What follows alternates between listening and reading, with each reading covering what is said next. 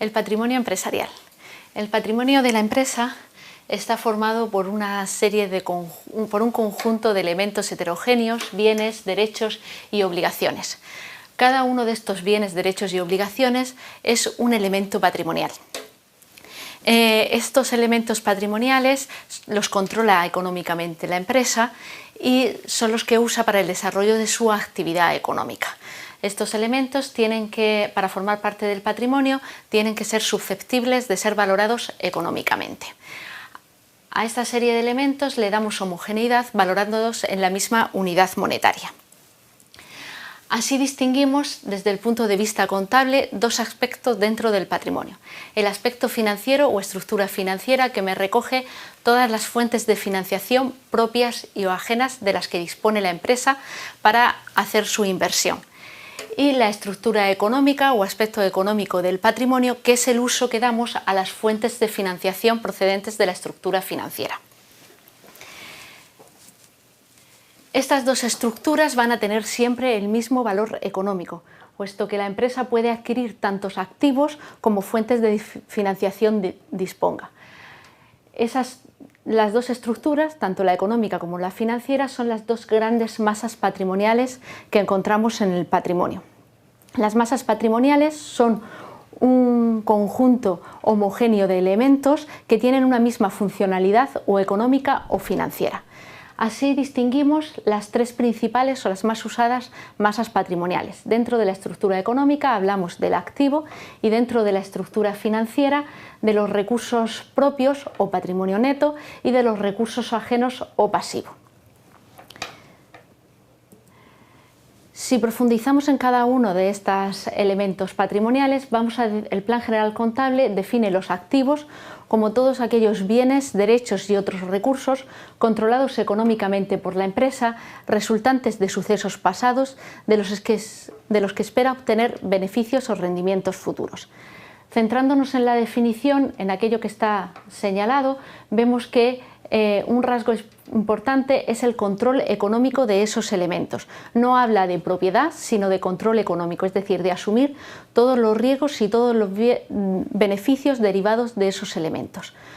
Por tanto, un bien en arrendamiento financiero podría figurar dentro del activo de la empresa, aunque no se tenga la propiedad de ese bien.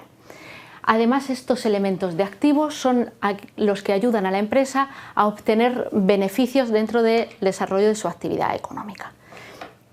Algunos ejemplos de elementos patrimoniales de activo serían los derechos de cobro surgidos en el tráfico normal de la empresa, es decir, al vender nuestro producto o prestar nuestro servicio nos surge un derecho de cobro que sería un elemento patrimonial de activo. También el dinero que tiene la empresa depositada en las cuentas corrientes o todo aquel activo que nos sirve para desarrollar una actividad económica, como puede ser una furgoneta o maquinaria. Si prestamos dinero a un tercero, el derecho de cobro frente a ese tercero sería también un elemento de activo, o si adquirimos acciones de otras empresas como inversión financiera.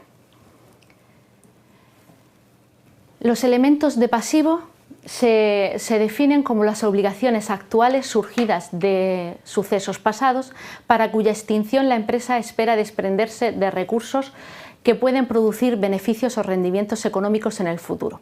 Como vemos, la definición de pasivo se deriva también de la de activo.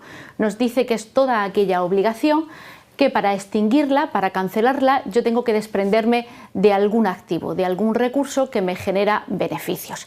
Algunos ejemplos de elementos de pasivo podría ser un préstamo que recibamos de una entidad financiera y que por tanto es una financiación ajena, puesto que tenemos que devolver, o deudas con los suministradores de existencias, proveedor, un acreedor, y también las deudas que tengamos frente a la hacienda pública. Esos podrían ser algunos de los ejemplos. Y por último, pasivo, que se define de forma residual como aquellos activos una vez deducidos todos los pasivos. Dentro del pasivo podemos encontrar elementos patrimoniales como son las aportaciones que hacen los socios o los beneficios que genera la propia empresa y que no se distribuyen, sino que quedan en la empresa como reservas, los resultados positivos o negativos que tenga la empresa en un ejercicio económico, o aquellas subvenciones concedidas tanto por organismos públicos o privados que no tengan un carácter reintegrable. Muchas gracias.